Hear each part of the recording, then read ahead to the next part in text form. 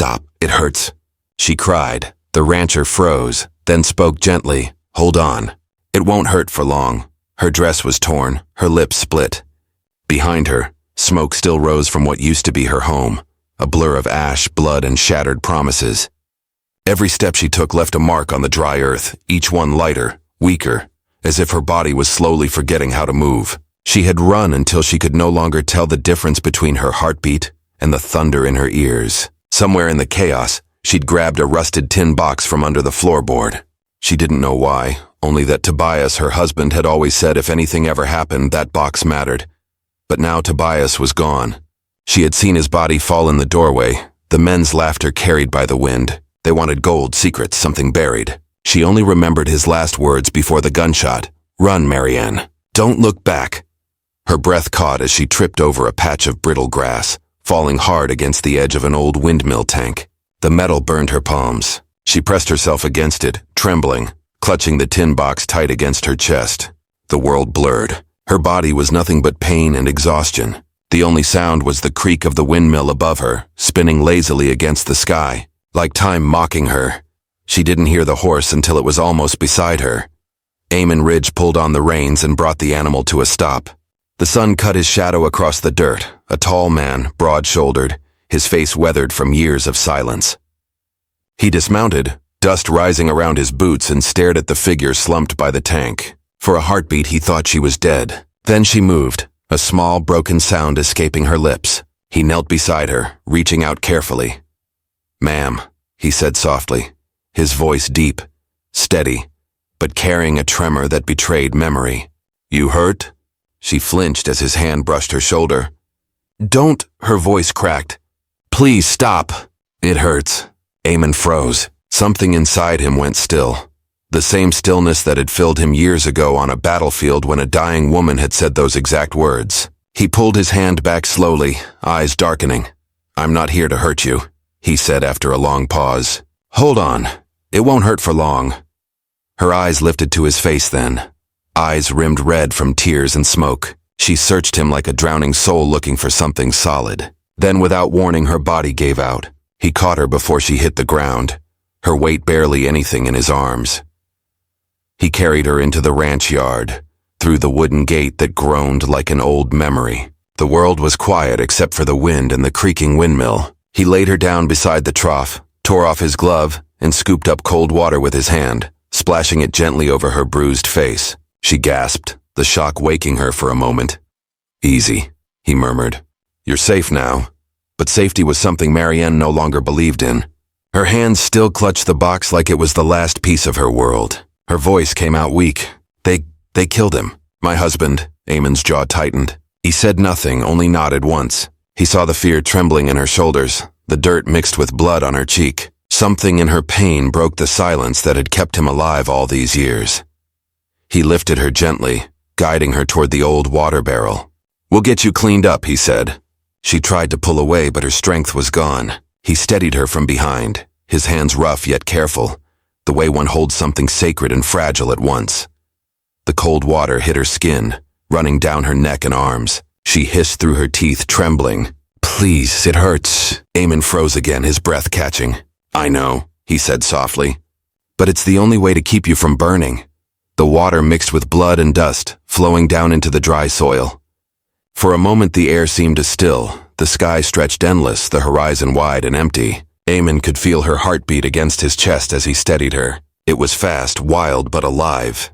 When she could finally stand on her own, he guided her to the shade of the barn. He brought a blanket from inside, wrapped it around her shoulders, and crouched down beside her. She looked up, her voice shaking. "Why are you helping me?" He leaned back on his heels, watching her for a long moment. "Because you needed it," he said simply. "And because no one helped me when I did." Her gaze flicked toward the tin box resting beside her. "They wanted this," she whispered. "They said he hid something. Something worth dying for. What's in it?" "I don't know," she said, her voice breaking. "I don't even remember grabbing it."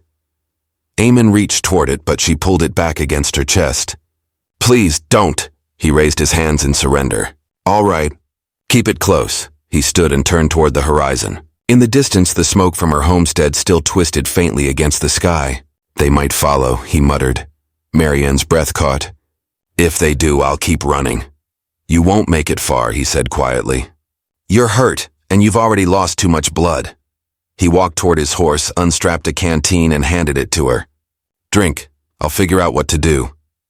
She sipped, coughing, the water dribbling down her chin. The silence between them was heavy, filled with questions neither wanted to ask. Finally, she said, What's your name? Eamon Ridge. She frowned faintly as if the name tugged at something distant. I've heard that name before. He looked back at her, his expression unreadable. Doubt it. Haven't been anywhere worth mentioning in a long time. The wind picked up, rattling the wooden boards of the corral. The horse neighed softly, sensing the tension in the air. Marianne looked down at the box again, tracing the rusted edge with her thumb. There was something haunting about it, like it was watching her. Eamon built a small fire near the barn and set an old kettle above it. The smell of coffee drifted into the air. He moved like a man who'd done everything 1,000 times before, but never with company. Marianne sat near the flames, shivering under the blanket. The heat brought color back to her face, but her eyes stayed far away. He watched her from the corner of his eye, then spoke quietly. You said they killed your husband, she nodded. 3 men. One of them had a scar over his jaw. Said Tobias lied to him. They kept asking about gold. Gold? Eamon's brow furrowed. There's no gold out here, only dust and graves. That's what I told them, she said. But they didn't care. They tore the house apart. Her hands tightened on the box. Tobias tried to tell them he didn't know. They didn't believe him. The fire popped. For a moment, the only sound was the crackle of wood. Eamon's gaze shifted to her hands, the way she held the box, almost afraid to let it go. Whatever's in there, he said. It's brought you nothing but trouble. Marianne looked up at him, her eyes glassy in the firelight. Sometimes the things that destroy us are the only things we have left. He stared at her for a moment, then nodded slowly, like he understood too well. You can rest here tonight, he said. There's a spare cot inside. I don't want to cause you trouble. Trouble already found you, he said, standing. Might as well let it rest a while. He turned to leave, but her voice stopped him. Eamon, thank you. He looked over his shoulder. The firelight flickered across his face, softening the hard lines carved there by years of loneliness. Don't thank me yet, he said quietly. Morning's still a long way off. She lay down near the fire, exhaustion finally pulling her under. Eamon watched her for a while, the tin box glinting faintly beside her. Then he turned toward the horizon again, where smoke and twilight bled into one another. He thought of her words. Stop. It hurts. They'd followed him for years, buried in dreams he never spoke of. Now they'd come back in a stranger's voice, dragging old ghosts with them. The windmill creaked, the sound slow and mournful. The night stretched across the plains like a heavy blanket, and under that quiet sky, 2 broken souls rested within the same silence, one running from the past, the other already living in it. By the time the fire burned low, Eamon Ridge knew that something had shifted. He didn't know what was in that box, or why this woman had stumbled onto his land half dead and terrified. But he knew this much. Whatever storm she'd brought with her hadn't ended. It was only waiting for dawn. The morning sun came slow across the plains, pouring gold over the dust and timber. The windmill turned lazily, squeaking in rhythm with the heartbeat of a land too quiet to trust. Marianne woke to the faint sound of boots on wood and the smell of coffee. Her eyes opened to find Eamon standing near the porch, his hat low against the light, the rifle leaning by the door. For a moment, she thought she was still dreaming. The night before felt like another life, a fever stitched together by pain and firelight. But the soreness in her ribs was real. The blanket around her shoulders was real, and so was the stranger who had carried her out of death's reach. Eamon turned when he heard her stir. You slept, he said simply. She tried to sit up, wincing. I didn't mean to. You needed it, he replied. Coffee's on the stove. Marianne pushed herself upright, her arms trembling. Her hair fell loose across her face, tangled and matted. But she didn't care. When she stepped into the cabin, the warmth hit her like a soft hand. The small room smelled of iron, smoke, and something faintly sweet. Molasses, maybe. Eamon poured coffee into a tin cup and handed it to her. She accepted it with both hands, trying not to spill. You live here alone? She asked. Far as I can remember, he said. You don't remember much? He gave her a faint smile that didn't reach his eyes. More than I'd like. She looked around the cabin. Every inch of it was tidy, deliberate, no sign of anyone else. No family, no softness. Just a bed, a rifle rack, and the forge tools hanging by the door. She felt the loneliness of the place wrap around her like the wind outside. They sat in silence for a while. The coffee burned her throat, but the warmth steadied her hands. When she finally spoke, her voice was low. "You said last night they might follow." "They might," he said.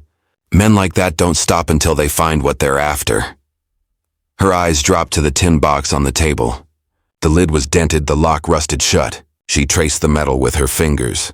"Whatever it is, I wish they'd take it and leave me be." "Maybe they already think you're dead." She shook her head. "No, one of them saw me run. The one with the scar. He'll come." Eamon set his cup down. "Then he'll come here." Her eyes lifted to him, searching for something in his face. "Why are you so calm about it?" "Because panic gets a man killed faster than bullets," he said quietly. The way he spoke, like he'd learned that lesson too many times, silenced her. Hours passed. She helped him mend a fence, though her body protested with every move. He didn't ask her to, but she needed to keep her hands busy to pretend the world hadn't ended. The rhythm of work steadied her heartbeat. The sound of hammer and nail was oddly soothing. At one point she asked, "You ever lose someone?" Eamon paused, the hammer midair. "Everyone loses someone out here." "But you," she pressed gently. "There's something in your eyes." He lowered the hammer and leaned against the post. "Once, a long time ago, she was caught in the crossfire during the war. I tried to save her. She told me to stop, that it hurt. Then she was gone." Marianne's throat tightened. She wanted to say she was sorry, but the words felt small. Instead, she said, "Then you know what it feels like to lose everything in a single breath." He met her gaze for the first time that day. "I do." The wind brushed through the dry grass, carrying silence between them. That night, as the sky deepened to violet, Eamon sat at the table sharpening a blade. Marianne watched him from the bed, her body wrapped in the same blanket. The tin box sat between them, the lock glinting in the lamplight. "Why don't you open it?" he asked finally. "I can't," she said. "The lock's rusted." He turned the knife in his hand. "There's more than one way to open something," she hesitated. "What if it's nothing?" He shrugged. "Then we'll both know." After a long pause, she nodded. He took the box, studied the hinge, and carefully wedged the knife under the lock. The metal groaned, then snapped. Dust rose from inside as he lifted the lid. Inside lay folded papers, yellowed and fragile. Beneath them, a strip of leather tied around several old letters. Eamon picked one up and froze. The letters were signed in his name. Marianne frowned. "What is it?" He didn't answer at first. He unfolded one and read the first line silently. His face changed, confusion, disbelief, something darker. He read another, then another. "These," he said, his voice low. "They're from me." She blinked. "That's not possible." "They're written in my hand," he said, holding one out. "But I've never written them." She took it, scanning the words. The letter spoke of an old claim buried under the northern ridge, gold from a mining camp lost during the war. It was addressed to Tobias Holt. The signature at the bottom read, Eamon Ridge. Her hands trembled. "My husband said he found letters, proof of something valuable buried near the creek." "I thought he was just dreaming again." Eamon's face hardened. "He must have found someone who used my name. Or maybe..." She hesitated. "Maybe you did write them and forgot." He stared at her. "I don't forget lies I never told." The air between them grew cold.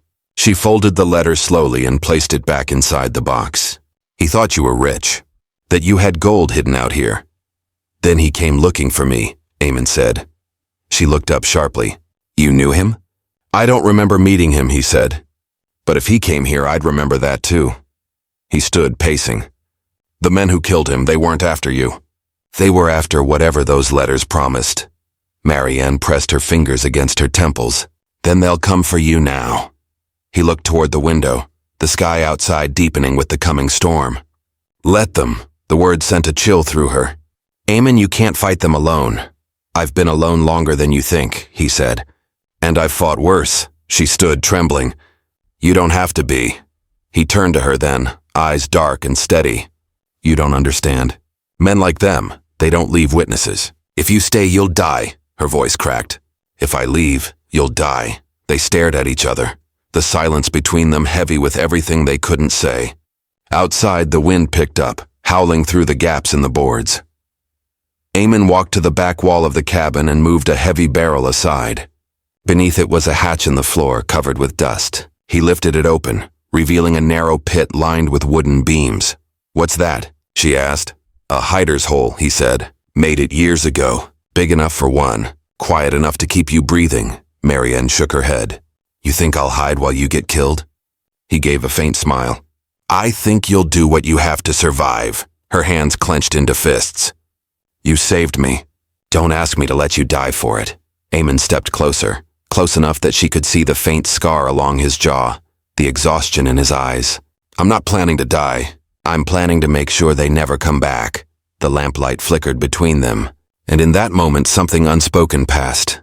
Trust born of fear. "Of two souls too tired to lie," she whispered. "I don't even know who you are anymore." He reached up, brushing a strand of hair from her bruised cheek. His hand was rough, trembling slightly. "Neither do I."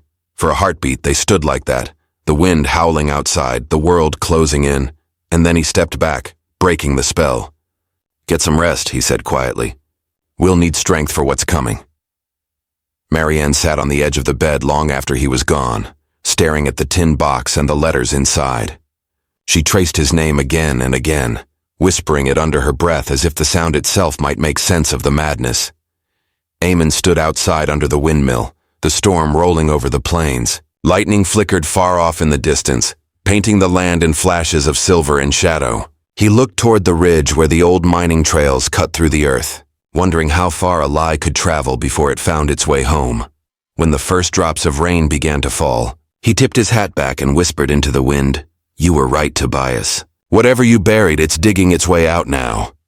Inside the cabin, Marianne curled around the blanket, listening to the rain drum against the roof. Sleep didn't come easily. Every time she closed her eyes, she saw the same thing. Tobias's hand reaching for her, his voice calling through the fire, and behind it all, the same deep voice saying softly, "Hold on. It won't hurt for long." Outside, lightning split the horizon in half, and in that white flash of light, Eamon Ridge stood tall by the windmill, watching the storm come in. He didn't move. He didn't flinch. Somewhere deep in his chest, a long-buried ache stirred again. The ache of a man who'd already lost too much and knew he was about to lose more. The night broke apart under thunder. The windmill creaked like an old prayer wheel, spinning in the gusts that came roaring down from the ridge. Rain swept across the plains in sharp, cold sheets, washing dust into mud. Inside the cabin, the fire had burned low, its glow flickering across Marianne's face. She sat near the window, clutching the blanket around her shoulders, listening to the rain and to the silence that followed between the thunderclaps.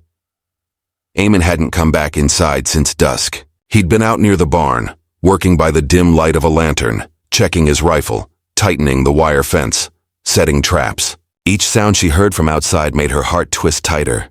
She couldn't rest. Every drop of rain sounded like a footstep drawing closer. When the door finally opened, she startled. Eamon stepped in, soaked to the bone, his hat dripping water onto the floorboards. He looked like a man carved out of shadow and rain. "They're close," he said, her breath caught. "You saw them?" "Smoke on the ridge. 3 horses. They'll wait for dawn." He set the rifle against the wall, his expression calm but distant. "You'll stay in the hider's hole till it's done." "I won't hide," she said quickly, standing. "Not again." His eyes met hers, cold and steady. "You think this is about pride? It's about survival. And what about you?" she said, voice trembling. "You think dying for someone you barely know makes sense?" He turned away, unbuckling his holster, his movements deliberate. "I don't think about sense. I think about what I can live with." Her hands clenched at her sides. "You could live with letting them kill me?" He stopped. The silence stretched long between them, filled only by the sound of rain on the roof. Then he said quietly, "No." Something inside her broke. She stepped closer, her voice a whisper. "Then stop trying to push me away." He turned slowly, his face inches from hers, rain still dripping from his hair. For a moment neither spoke. His hand rose hesitantly, brushing the side of her face, his thumb tracing the bruise beneath her eye. She didn't pull away. "You shouldn't have to see this," he said. "I already have," she whispered. "I've seen worse. I can't lose someone else tonight." The words hung there, fragile, trembling between them. Then he leaned his forehead against hers for the briefest moment, a touch full of exhaustion and something that felt like forgiveness. When he pulled back, his eyes had changed, softer but resolved. Then stay close, he said. And when I tell you to run, you run. By dawn, the storm had thinned into mist. The sky was pale gray, the kind that made everything look ghost-like. The smell of wet soil filled the air. Eamon stood by the window, watching movement on the far edge of the field. 3 riders, dark shapes against the horizon. Marianne saw them too. They found us, she said softly. They never stopped looking, he replied. He reached for his rifle.